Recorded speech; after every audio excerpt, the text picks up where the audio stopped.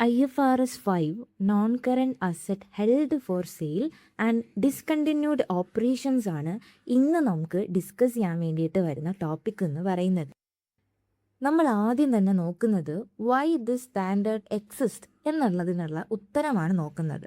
അതായത് IFRS 5 എന്ന് പറയുന്ന സ്റ്റാൻഡേർഡ് നമ്മൾ കൊണ്ടുവരാനുള്ള റീസൺ, അതിൻ്റെ ഒബ്ജക്റ്റീവാണ് നോക്കുന്നത്. സോ ഒബ്ജക്റ്റീവ് ഓഫ് IFRS 5, അതായത് നമുക്ക് മെയിൻലി രണ്ട് ഒബ്ജക്റ്റീവാണ് ഉള്ളത്. ഒന്ന്, അസറ്റ് ഹെൽഡ് ഫോർ സെയിലിനെ കുറിച്ചും ഡിസ്കണ്ടിന്യൂഡ് ഓപ്പറേഷനെ കുറിച്ചുമാണ് നമ്മളിവിടെ ഡിസ്കസ് ചെയ്യുന്നത്. ആൻഡ് അസറ്റ് ഹെൽഡ് ഫോർ സെയിലിൻ്റെ ക്ലാസിഫിക്കേഷൻ, മെഷർമെൻറ്റ് ആൻഡ് പ്രസൻറ്റേഷൻ, ഇതാണ് നമ്മൾ അസറ്റ് ഹെൽഡ് ഫോർ സെയിലിൽ വരുന്നതിൽ ഡിസ്കസ് ചെയ്യുന്നത്. ഡിസ്കണ്ടിന്യൂഡ് ഓപ്പറേഷൻസ് എങ്ങനെയാണ് റിപ്പോർട്ട് ചെയ്യുന്നത് എന്നൊക്കെയുള്ളതാണ് നമ്മൾ IFRS 5 പഠിക്കുന്നത്. സോ ഈ അസറ്റ് ഹെൽഡ് ഫോർ സെയിൽ ഇത് ജസ്റ്റ് ഒന്ന് ഓർത്തിരിക്കാൻ വേണ്ടിയിട്ട് നിങ്ങൾക്ക് വേണമെന്നുണ്ടെങ്കിൽ CPM എന്നുള്ളൊരു കോഡ് യൂസ് ചെയ്യാം. Classification, presentation and measurement of asset held for sale and reporting of discontinued operations ആണ് നമ്മുടെ IFRS 5 ഒബ്ജക്റ്റീവ് എന്ന് പറയുന്നത്. ഓക്കെ, ഇനി ഫസ്റ്റ് തന്നെ എന്താണ് non current asset held for sale എന്നുള്ളത് നോക്കാം. അതായത് ഒരു നോൺ കറണ്ട് അസറ്റ് നമ്മുടെ കമ്പനി പ്ലാൻ ചെയ്യുവാണ് എന്തിന്, സെല്ല് ചെയ്യാൻ വേണ്ടിയിട്ട്. Instead of continuing to use it, നമ്മുടെ ബിസിനസ്സിൽ ആ ഒരു അസറ്റ്, അത് ഏത് അസറ്റും ആയിക്കോട്ടെ, ഫോർ എക്സാമ്പിൾ ഇപ്പോൾ AC ആണെന്ന് വിചാരിക്കുക. നമ്മുടെ കയ്യിൽ AC എന്ന് പറയുന്ന ഒരു നോൺ കറണ്ട് അസറ്റ് ഉണ്ട്. ഇനി നമ്മൾ ഈ ഒരു AC നമ്മുടെ കമ്പനിയിൽ യൂസ് ചെയ്യാൻ വേണ്ടിയിട്ട് നമ്മൾ ഉദ്ദേശിക്കുന്നില്ല, പകരം നമ്മളിത് വിൽക്കാനാണ് പ്ലാൻ ചെയ്യുന്നത് എന്നുണ്ടെങ്കിൽ ഈ AC നമ്മൾ non current asset held for sale എന്നാണ് പറയുന്നത്. ഓക്കെ, സോ ഒരു അസറ്റിനെ ഹെൽഡ് ഫോർ സെയിലായിട്ട് നമ്മൾ ക്ലാസിഫൈ ചെയ്യണം എന്നുണ്ടെങ്കിൽ കുറച്ച് കണ്ടീഷൻസ് ഉണ്ട്. ഓക്കെ, ചുമ്മാ ഇരിക്കുന്ന AC പിടിച്ചിട്ട് ഓക്കെ ഇത് ഹെൽഡ് ഫോർ സെയിലാണ്, ഞാൻ വിൽക്കാൻ ഉദ്ദേശിക്കുന്നുണ്ട് എന്ന് പറഞ്ഞുകൊണ്ട് മാത്രം നമുക്ക് എന്ത് ചെയ്യാൻ വേണ്ടി പറ്റില്ല, ഹെൽഡ് ഫോർ സെയിലായിട്ട് കാണിക്കാൻ വേണ്ടി പറ്റില്ല. കുറച്ച് കണ്ടീഷൻസ് ഉണ്ട് ക്ലാസിഫിക്കേഷന് വേണ്ടിയിട്ട്. ഒന്നാമത്തേതെന്ന് പറയുന്നത് അവൈലബിൾ ഫോർ ഇമ്മീഡിയറ്റ് സെയിൽ എന്നുള്ളതാണ്. അതായത് അസറ്റ് കറണ്ട് കണ്ടീഷനിൽ എന്തായിരിക്കണം, സെല്ല് ചെയ്യാൻ വേണ്ടിയിട്ട് റെഡി ആയിരിക്കണം. നോ മേജർ റിപ്പയർ, അവിടെ ആ ഒരു അസറ്റിന് ഇപ്പോൾ ഒരു റിപ്പയർ ഒക്കെ ചെയ്തെടുക്കേണ്ട സമയമൊന്നും ആവശ്യമില്ല. ഈ ഒരു അസറ്റ് ഇന്നൊരാൾ വാങ്ങാൻ വേണ്ടി വരുവാണെന്നുണ്ടെങ്കിൽ എനിക്ക് ഇന്ന് തന്നെ വിൽക്കാൻ വേണ്ടിയിട്ട് പറ്റുന്നൊരു കണ്ടീഷനിലായിരിക്കണം എന്തുണ്ടാവേണ്ടത്, നമ്മൾ ഈ വിൽക്കാൻ ഉദ്ദേശിക്കുന്ന അസറ്റ് ഉണ്ടാവേണ്ടത്. സോ അതാണ് അവൈലബിൾ ഫോർ ഇമ്മീഡിയറ്റ് സെയിൽ കൊണ്ട് ഉദ്ദേശിക്കുന്നത്. ഒരു എക്സാമ്പിൾ നോക്കാം. Factory building ready for sale today. നമ്മുടെ ഫാക്ടറി എന്താണ്, ഇന്ന് സെല്ല് ചെയ്യാൻ വേണ്ടിയിട്ട് റെഡിയാണ്. ഇന്ന് നിങ്ങൾ എനിക്ക് ക്യാഷ് തന്നു കഴിഞ്ഞാൽ, അല്ലെങ്കിൽ ഇന്ന് നമ്മളൊരു എഗ്രിമെൻ്റ് ഒക്കെ എഴുതുവാണെന്നുണ്ടെങ്കിൽ ഇന്ന് ഞാൻ നിങ്ങൾക്കിത് തരാൻ വേണ്ടിയിട്ട് എൻ്റെ ഫാക്ടറി റെഡിയാണ്. പക്ഷേ എൻ്റെ ഫാക്ടറിക്ക് കുറച്ച് കാര്യങ്ങളൊക്കെ എന്തൊക്കെയോ തകരാറ് കാരണം അത് റിപ്പയർ ചെയ്തുകൊണ്ടിരിക്കുകയാണെന്ന് വിചാരിക്കുക. സോ ഈ റിപ്പയർ നടക്കുന്നത് കൊണ്ട് തന്നെ അതിന് നമുക്ക് എന്തായിട്ട് കാണിക്കാൻ വേണ്ടി പറ്റില്ല, അസറ്റ് ഹെൽഡ് ഫോർ സെയിലായിട്ട് കാണിക്കാൻ പറ്റില്ല. പക്ഷേ factory building ready for sale today എന്നുള്ള ഈ ഒരു ഫാക്ടറി ഐറ്റം എന്തായിട്ട് എനിക്ക് കാണിക്കാൻ വേണ്ടി പറ്റും, അസറ്റ് ഹെൽഡ് ഫോർ സെയിലായിട്ട് കാണിക്കാൻ വേണ്ടി പറ്റും. ഇതാണ് നമ്മുടെ first condition, available for immediate sale. ഇനി രണ്ടാമത്തേതെന്ന് പറയുന്നത് നമ്മൾ ഈ അസറ്റ് വിൽക്കും എന്നുള്ളതിൻ്റെ സെയിൽ ഹൈലി പ്രോബബിൾ ആയിരിക്കണം. Sale must be highly probable ആയിരിക്കണം. സോ ഈ ഹൈലി പ്രോബബിൾ ആവുക എന്നതുകൊണ്ട് ഉദ്ദേശിക്കുന്നത് ഒരു 5 കാര്യങ്ങൾ മീറ്റ് ചെയ്യുമ്പോഴാണ്. ഒന്നാമത്തെ കണ്ടീഷൻ എന്ന് പറയുന്നത് management committed to a plan to sell എന്നുള്ളതാണ്. അതായത് ചുമ്മാ നമ്മൾ ഈ മനസ്സിൽ വിചാരിച്ചുകൊണ്ടിരിക്കാതെ ഓക്കെ നമ്മൾ ഈ AC എന്ന് പറയുന്ന ഒരു അസറ്റ് നമ്മൾ വിൽക്കണം എന്നിങ്ങനെ മനസ്സിൽ പറഞ്ഞുകൊണ്ടിരിക്കാണ്ട് ഇത് പ്രോപ്പറായിട്ട് എന്ത് ചെയ്യണം, മാനേജ്മെൻറ്റിൽ ഒരു ഡിസിഷൻ നടന്നിരിക്കണം. മാനേജ്മെൻറ്റിലുള്ള ആൾക്കാർ തമ്മിൽ ഈ ഒരു സെയിലിനെ പറ്റിയിട്ട് പ്രോപ്പറായിട്ട് കമ്മ്യൂണിക്കേറ്റ് ചെയ്തിരിക്കണം. അതിന് വേണ്ടിയിട്ടുള്ള ആക്ഷൻസ് എടുത്തിരിക്കണം. അതാണ് ഈ management committed to a plan to sell എന്ന് പറയുന്നത്. രണ്ടാമത്തേത് എന്ന് പറയുന്നത് ആക്റ്റീവ് സെർച്ച് ഫോർ ബയേഴ്സ്. നമ്മൾ എന്ത് ചെയ്യണം, ഈ ഒരു അസറ്റ് വിൽക്കാൻ വേണ്ടിയിട്ട് നമ്മൾ ഓക്കെ മാനേജ്മെൻറ്റ് പ്ലാനും കാര്യങ്ങളൊക്കെ സെറ്റ് ചെയ്തു. നമ്മൾ എന്നിട്ട് എന്ത് ചെയ്യണം, ഈ ഒരു അസറ്റ് വാങ്ങാൻ കെൽപ്പുള്ള ഒരാളെ കണ്ടുപിടിക്കേണ്ട, ആക്റ്റീവ്ലി നമ്മളിത് വാങ്ങാനുള്ള ഒരാളെ കണ്ടുപിടിക്കാൻ സ്റ്റാർട്ട് ചെയ്തിരിക്കണം. And third one is actively marketed at reasonable price. നമ്മൾ എന്ത് ചെയ്യണം, നമ്മളിത് പരസ്യം കൊടുക്കുകയോ ആൾക്കാരോട് പറയുകയൊക്കെ വേണം. എന്താണ്, ഒരു റീസണബിൾ പ്രൈസ്. അത് ഒരു റീസണബിൾ പ്രൈസ് നമ്മൾ ഫിക്സ് ചെയ്യും. ഫോർ എക്സാമ്പിൾ നമ്മുടെ എ സിയുടെ റീസണബിൾ പ്രൈസ് $10,000 ആണെന്ന് ജസ്റ്റ് അസ്യൂം ചെയ്യുക. നമ്മൾ പറയുവാണ് $10,000 നമ്മൾ എന്ത് ചെയ്യുന്നുണ്ട്, നമ്മുടെ എ സി കൊടുക്കുന്നുണ്ട് എന്ന് നമ്മൾ എന്ത് ചെയ്യണം, ആക്റ്റീവ്ലി മാർക്കറ്റ് ചെയ്തിരിക്കണം. ആൻഡ് സെയില് നമ്മൾ 1 വർഷത്തിനുള്ളിൽ എന്ത് ചെയ്യണം, എക്സ്പെക്റ്റ് ചെയ്യണം. ഓക്കെ, 1 വർഷത്തിനുള്ളിൽ ഈ എ സിയുടെ സെയിൽ നടന്നിട്ടുണ്ടാവണം, അല്ലെങ്കിൽ നടക്കുമെന്ന് നമുക്ക് ഉറപ്പുണ്ടായിരിക്കണം. ആൻഡ് ഈ പറഞ്ഞ കാര്യങ്ങളൊക്കെ ഇല്ലേ, ഈ ഡിസ്കസ് ചെയ്ത പ്ലാനിങ്ങിലും കാര്യങ്ങളിലൊന്നും ഒരു ചേഞ്ചും ഇനി വരാൻ പോകുന്നില്ല എന്നുള്ള 5 കണ്ടീഷൻസ് മീറ്റ് ആവുമ്പോഴാണ് sale must be highly probable എന്ന് നമുക്ക് പറയാൻ വേണ്ടി പറ്റുക. ഒരു നോൺ കറണ്ട് അസറ്റിനെ നമ്മൾ ഹെൽഡ് ഫോർ സെയിലായിട്ട് നമ്മൾ ക്ലാസിഫൈ ചെയ്തു എന്ന് വിചാരിക്കുക. എങ്ങനെയാണ് ക്ലാസിഫൈ ചെയ്യേണ്ടത്, അതായത് എന്തൊക്കെ കണ്ടീഷൻസ് ഉണ്ട് എന്നുള്ളത് നമ്മളിപ്പോൾ ഡിസ്കസ് ചെയ്തു. സോ ഒരു അസറ്റിനെ നമ്മൾ ഹെൽഡ് ഫോർ സെയിലായിട്ട് ക്ലാസിഫൈ ചെയ്ത് കഴിഞ്ഞാൽ നമ്മൾ ആ ഒരു അസറ്റിനെ പിന്നെ മെഷർ ചെയ്യുന്നത് lower of carrying value or fair value minus cost to സെല്ലാണ്. ഇതിലേതാണോ കുറവ് ആ ഒരു വാല്യൂവിലായിരിക്കും പിന്നെ നമ്മൾ ആ ഒരു അസറ്റ് ഹെൽഡ് ഫോർ സെയിലായിട്ട് നമ്മൾ ബുക്സിൽ കാണിക്കുക. അതായത് ഫോർ എക്സാമ്പിൾ നമ്മളിവിടെ എന്താണ് പറഞ്ഞുകൊണ്ടിരുന്നത്, നമ്മൾ എ സിയുടെ എക്സാമ്പിളാണല്ലേ പറഞ്ഞുകൊണ്ടിരുന്നത്. ഈ എ സി ഇന്ന് ബുക്സിൽ വാല്യൂ വരുന്നത്, അതിൻ്റെ ക്യാരിയിങ് $6,000 ആണെന്ന് വിചാരിക്കുക. ഓക്കെ, ഇത് മാർക്കറ്റിൽ, അതായത് ഇതിൻ്റെ ഫെയർ വാല്യൂ മാർക്കറ്റിൽ ഇപ്പോൾ ഈ ഒരു എ സിക്ക് എന്താണ്, ഒരു $5,000 ഉള്ളൂ എന്ന് അസ്യൂം ചെയ്യുക.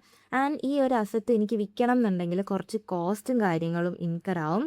കോസ്റ്റ് ടു സെല്ല് വരുന്നുണ്ട് ഒരു $500 എന്ന് വിചാരിക്കുക. സോ ഇതിൽ ക്യാരിയിങ് വാല്യൂ എന്ന് പറയുന്നത് $6,000 ആണ്.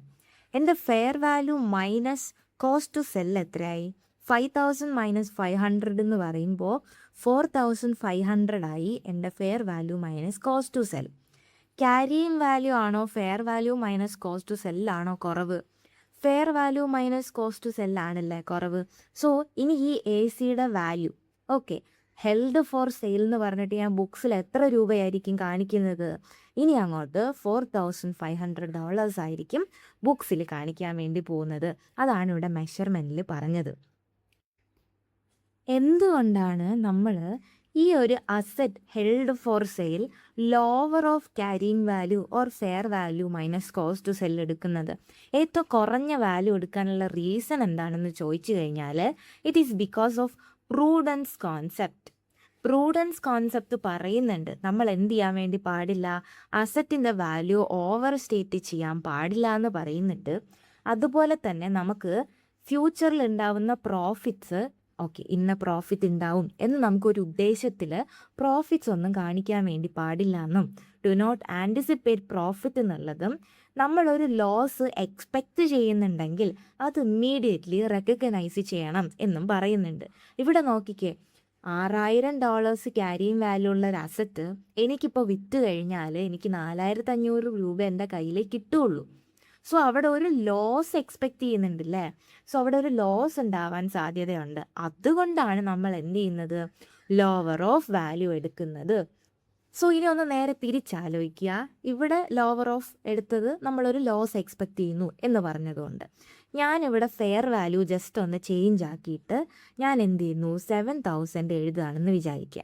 സോ ഇപ്പം എൻ്റെ fair value minus cost to sell എത്രയായി, 7,000 മൈനസ് 500 ഈസ് $6,500 ആവും fair value minus cost to sell വരുവാണെന്നുണ്ടെങ്കിൽ. പക്ഷെ നമ്മൾ ഇതിലേതാണോ ലോവർ വാല്യൂ അതായിരിക്കും എടുക്കുക. അപ്പോൾ നമ്മൾ ക്യാരിയിങ് വാല്യൂ ആണ് ചൂസ് ചെയ്യുന്നത്. അപ്പോൾ എന്തിനാ ക്യാരിയിങ് വാല്യൂ എടുക്കുന്നത് എന്ന് പറഞ്ഞു കഴിഞ്ഞാൽ നമ്മളിപ്പോൾ വിറ്റ് കഴിഞ്ഞാൽ നമുക്ക് $6,500 കിട്ടും. പക്ഷെ നമുക്ക് എന്ത് ചെയ്യാൻ വേണ്ടി പറ്റൂല, നമുക്ക് ഈ ഒരു പ്രോഫിറ്റ് റെക്കഗ്നൈസ് ചെയ്യാൻ വേണ്ടി പറ്റൂല. ഇവിടെ ഒരു 500 പ്രോഫിറ്റ് കയറി വരുന്നുണ്ട്. നമ്മൾ ഈ ഒരു അസറ്റ് വിറ്റിട്ടുണ്ടോ കറൻ്റ്ലി? ഇല്ല അല്ലേ. വിൽക്കാതെ നമുക്ക് പ്രൂഡൻസ് കോൺസെപ്റ്റ് പറയുന്നുണ്ട് നമുക്ക് പ്രോഫിറ്റ്സ് ബുക്കിൽ കാണിക്കാൻ വേണ്ടി പറ്റില്ല എന്നുള്ളത്. അതുകൊണ്ടാണ് ഇവിടെ ക്യാരിയിങ് വാല്യൂ നമ്മൾ ബുക്സിൽ കാണിക്കുന്നത്. ഓക്കെ, പ്രൂഡൻസ് കോൺസെപ്റ്റാണ് ഇതിൻ്റെ പിറകിലുള്ള കാര്യം എന്നുള്ളത് ഓർത്തു വയ്ക്കുക. ഇനി നമ്മൾ പ്രസൻറ്റേഷനാണ് നോക്കാൻ വേണ്ടി പോകുന്നത്. അതായത് ഒരു അസറ്റ്, ഇപ്പം AC എന്ന് പറയുന്ന ഒരു അസറ്റ് ഇമ്മീഡിയറ്റ് സെയിലിന് അവൈലബിൾ ആണ്, അതുപോലെ തന്നെ നമ്മുടെ സെയിൽസ് ഹൈലി പ്രോബബിൾ ആണ് എന്ന് നമുക്ക് മനസ്സിലായി. ആ ഒരു AC എന്ന് പറയുന്ന നോൺ കറൻറ്റ് അസറ്റിനെ നമ്മൾ എന്ത് ചെയ്തു? നമ്മൾ അസറ്റ് ഹെൽഡ് ഫോർ സെയിൽ ആയിട്ട് ക്ലാസിഫൈ ചെയ്തു. ആൻഡ് ഏതാണോ lower value, fair value minus cost to സെല്ലാണോ, ക്യാരിയിങ് വാല്യൂ ആണോ കുറവ്, ആ ഒരു വാല്യൂയിലോട്ട് നമ്മൾ അതിനെ എന്ത് ചെയ്തു? നമ്മളതിനെ മെഷർ ചെയ്ത് വച്ചിട്ടുണ്ട്. ഇനി നമ്മളിത് എങ്ങനെയാണ് ബുക്സിൽ കാണിക്കേണ്ടത് എന്നുള്ളതാണ് നമ്മൾ പ്രസൻറ്റേഷനിൽ പഠിക്കുന്നത്.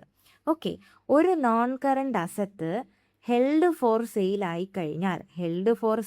കഴിഞ്ഞാൽ എന്ത് ചെയ്യണം? ആ ഒരു അസറ്റിനെ കറണ്ട് അസറ്റ് എന്ന് പറഞ്ഞ് മാറ്റുക. കാരണം കറണ്ട് അസറ്റ് എന്ന് പറഞ്ഞു കഴിഞ്ഞാൽ എന്താണ്? വിത്തിൻ 1 ഇയർ നമ്മുടെ കയ്യിലേക്ക് ക്യാഷ് ആയിട്ട് കൺവേർട്ട് ആവുന്ന ഒരു അസറ്റ് അല്ലേ? സോ ഇനി മുതൽ നോൺ കറണ്ട് അസറ്റ് അല്ല, അതൊരു കറണ്ട് അസറ്റ് ആയിട്ട് മാറും. സോ നമ്മൾ എന്ത് ചെയ്യുന്നു? നമ്മൾ നോൺ കറണ്ട് അസറ്റ് ആയിട്ടുള്ള ACനെ എടുത്ത് കറണ്ട് അസറ്റായിട്ട് നമ്മൾ SOFPയിൽ കാണിക്കുന്നു. ഈ കറണ്ട് അസറ്റിന് താഴെ സെപ്പറേറ്റ്ലി ആണ് എന്ത് കാണിക്കുന്നത്? Non current asset held for sale കാണിക്കുന്നത്. നമ്മൾ കുറേ നമ്മുടെ കറണ്ട് അസറ്റുകൾ ഇങ്ങനെ എഴുതി പോവും, എന്നിട്ട് സെപ്പറേറ്റ് ആയിട്ടായിരിക്കും ഹെൽഡ് ഫോർ സെയിൽ എന്ന് പറഞ്ഞിട്ട് ഒരു സെഷനിൽ അസറ്റ് എഴുതുന്നുണ്ടാവുക. ഇതെന്തിനാണ് ഈ സെപ്പറേറ്റ്ലി കാണിക്കുന്നത് എന്ന് വെച്ച് കഴിഞ്ഞാൽ, നമ്മുടെ FS യൂസ് ചെയ്യുന്ന ആൾക്കാർക്ക് സ്റ്റേറ്റ്മെൻറ്റ് എടുത്തു നോക്കിക്കഴിഞ്ഞാൽ അവർക്ക് മനസ്സിലാവണം എന്താണ്, ഇനി ഇങ്ങനൊരു നോൺ കറണ്ട് അസറ്റ് നമ്മുടെ ബിസിനസ്സിൽ ഭാവിയിൽ ഉണ്ടാവില്ല, അതുപോലെ തന്നെ ഈ ഒരു അസറ്റ് വിൽക്കാൻ വേണ്ടി വച്ചിരിക്കുകയാണ് എന്നുള്ള കാര്യങ്ങളൊക്കെ ആർക്ക് മനസ്സിലാവണം? നമ്മുടെ FS യൂസ് ചെയ്യുന്ന യൂസേഴ്സിന് മനസ്സിലാവണ്ടേ? ഈ ഒരു അസറ്റ് യൂസ് ചെയ്ത് ഫ്യൂച്ചറിൽ റവന്യൂ ഒന്നും ജനറേറ്റ് ചെയ്യാൻ പറ്റില്ല എന്നുള്ള കാര്യങ്ങളൊക്കെ അവർക്ക് മനസ്സിലാവാൻ വേണ്ടിയിട്ടും അതുവഴി അവർക്ക് എന്ത് ചെയ്യാൻ വേണ്ടി പറ്റും? ഫ്യൂച്ചർ പെർഫോമൻസും അതുപോലെ തന്നെ പൊസിഷൻ, നമ്മുടെ കമ്പനിയുടെ പൊസിഷനൊക്കെ അവർക്ക് എന്ത് ചെയ്യാൻ വേണ്ടി പറ്റും? എക്സ്പെക്റ്റ് ചെയ്യാൻ വേണ്ടി പറ്റും. സോ അതുകൊണ്ടാണ് നമ്മൾ എന്ത് ചെയ്യുന്നത്? നമ്മൾ separately non current asset held for sale എന്ന് പറഞ്ഞിട്ട് കാണിക്കുന്നത്.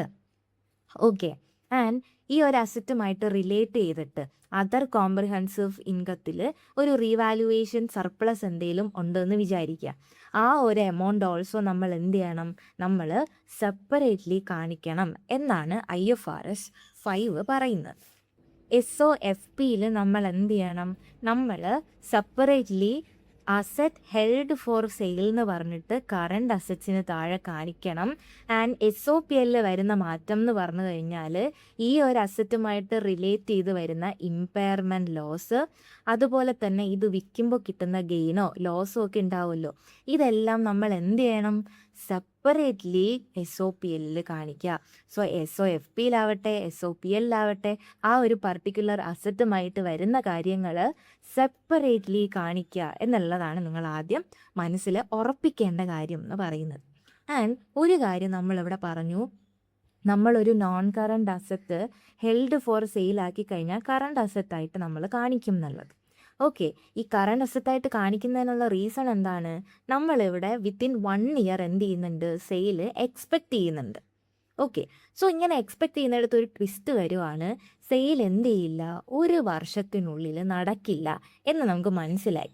ഡിലേ ഇൻ സെയിൽ വരുവാണെന്നുണ്ടെങ്കിൽ എന്തായിരിക്കും അവിടെ നടക്കുന്നത് എന്നുള്ളതാണ് നമ്മൾ എന്ത് ചെയ്യുന്നത്? അടുത്ത് ഡിസ്കസ് ചെയ്യുന്നത്. നോർമലി സെയിൽസ് എന്തായിരിക്കണം? 1 ഇയറിനുള്ളിൽ നടക്കണം എന്ന് നമ്മൾ എന്ത് ചെയ്തു? നമ്മൾ ക്ലാസിഫിക്കേഷൻ പാർട്ടിലെ കണ്ടീഷൻസിൽ പറഞ്ഞതാണ്. പക്ഷേ ഒരു മാനേജ്മെൻറ്റിൻ്റെ കൺട്രോളിനപ്പുറമാണ് ഈ ഒരു ഡിലേ എന്നുണ്ടെങ്കിൽ, അതായത് മാനേജ്മെൻറ്റിൽ ഇതിലൊന്നും ചെയ്യാൻ വേണ്ടി പറ്റില്ല. സോ അങ്ങനെ ഒരു സിറ്റുവേഷൻ ആണെന്നുണ്ടെങ്കിൽ ആ ഒരു അസറ്റ് നമ്മൾ still classified as held for സെയിലായിട്ടായിരിക്കും 1 ഇയർ കഴിഞ്ഞാലും നമ്മൾ കാണിക്കുക.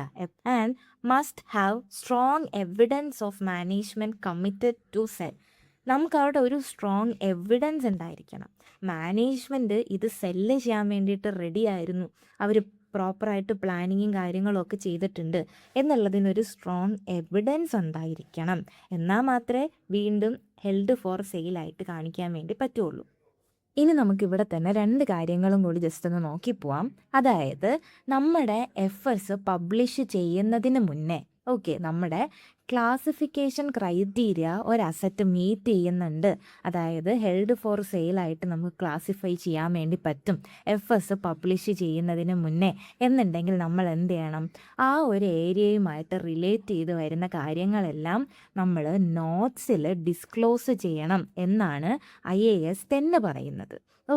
അതുപോലെ തന്നെ ഇനി ക്ലാസിഫിക്കേഷൻ ക്രൈറ്റീരിയ നമ്മുടെ റിപ്പോർട്ടിംഗ് ഡേറ്റിന് ശേഷമാണ് നടക്കുന്നത് എന്ന് വിചാരിക്കുക. റിപ്പോർട്ടിംഗ് ഡേറ്റ് എന്ന് പറയുമ്പോൾ നമ്മുടെ എഫേർട്സ് പ്രിപ്പയർ ചെയ്യാൻ സ്റ്റാർട്ടാക്കുന്ന ഡേറ്റ്. സോ ആ ഒരു ദിവസത്തിന് ശേഷമാണ് ക്രൈറ്റീരിയ മീറ്റ് ചെയ്യുന്നത് എങ്കിൽ നമ്മളൊരു അസറ്റ് എന്ത് ചെയ്യില്ല? ഹെൽഡ് ഫോർ സെയിലായിട്ട് കാണിക്കില്ല എന്നുള്ള കാര്യവും ഓർത്തു വയ്ക്കും. നമുക്കിവിടെ ഒരാളെ പറ്റി കൂടെ ഇനി ഡിസ്കസ് ചെയ്യാൻ വേണ്ടിയിട്ടുണ്ട്. അതാണ് ഡിസ്പോസൽ ഗ്രൂപ്പ് എന്നുള്ള പറയുന്നുണ്ട്. ഡിസ്പോസൽ മീൻസ് സെല്ല് ചെയ്യുക. നമ്മളൊരു ഗ്രൂപ്പ് ഓഫ് ഐറ്റം എന്ത് ചെയ്യാൻ വേണ്ടി പോവാണ്? സെല്ല് ചെയ്യാൻ വേണ്ടി പോവാണ് എന്നുണ്ടെങ്കിൽ അതിനെയാണ് നമ്മൾ ഡിസ്പോസൽ ഗ്രൂപ്പ് എന്ന് പറയുന്നത്. അതായത് ഒരു ഗ്രൂപ്പ് ഓഫ് അസറ്റ് അതുപോലെ തന്നെ ലയബിലിറ്റീസ് നമ്മൾ എന്ത് ചെയ്യുവാണ്? ഒരു കമ്പനി സെല്ല് ചെയ്യാൻ വേണ്ടിയിട്ട് തീരുമാനിക്കുകയാണെന്ന് വിചാരിക്കുക. അതായത് ഒറ്റയ്ക്കല്ല, ഒരു group of items in one single transaction. അതാണ് ഡിസ്പോസൽ ഗ്രൂപ്പ് എന്ന് പറയുന്നത്. ഒരു എക്സാമ്പിൾ പറയുവാനാണെങ്കിൽ നമ്മുടെ കയ്യിൽ മെഷീൻസ് ഉണ്ട്, കുറച്ച് ഫേർണിച്ചേഴ്സ് ഉണ്ട്, ആൻഡ് അങ്ങനെ കുറേ സാധനങ്ങളുണ്ട്. അതുമായിട്ട് റിലേറ്റ് ചെയ്ത് എനിക്കൊരു ബാങ്ക് ലോൺ ഉണ്ട് എന്ന് വിചാരിക്കുക. സോ ഇത്രയും ഐറ്റം ഞാൻ ഒരുമിച്ച് ഇത്രയും ഐറ്റം ഞാൻ നിങ്ങൾക്ക് വിൽക്കാം. എത്ര? $1,00,000 ഞാൻ വിൽക്കാം എന്ന് പറയുവാണെന്നുണ്ടെങ്കിൽ ഈ ഒരു കൂട്ടം അസറ്റിനെയാണ് നമ്മൾ എന്തെന്ന് പറയുന്നത്? ഡിസ്പോസൽ ഗ്രൂപ്പ് എന്ന് പറയുന്നത്. സോ അതിനകത്ത് അസറ്റ്സും വരാം, പോസിബിൾ ആയിട്ടുള്ള ലയബിലിറ്റീസും വരാം എന്നാണ് പറയുന്നത്. സോ ഇതാണ് ഡിസ്പോസൽ ഗ്രൂപ്പ്. എനിക്ക് മെഷീൻ ആണെങ്കിൽ സെപ്പറേറ്റ്ലി വിൽക്കായിരുന്നു, ഫേർണിച്ചർ സെപ്പറേറ്റ്ലി വിൽക്കായിരുന്നു.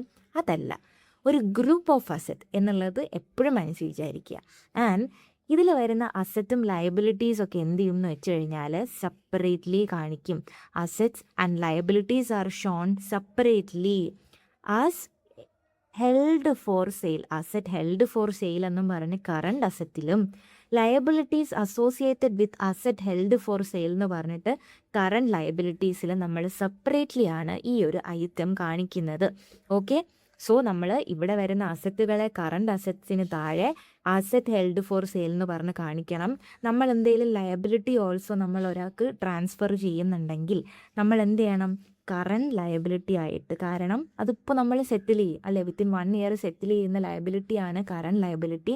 സോ ഒരു നോൺ കറണ്ട് ലയബിലിറ്റീനെ നമ്മൾ എന്ത് ചെയ്യണം? കറണ്ട് ലയബിലിറ്റിയിലോട്ട് മാറ്റണം. എന്തെന്ന് പറഞ്ഞ് മാറ്റും? Liabilities associated with held for sale.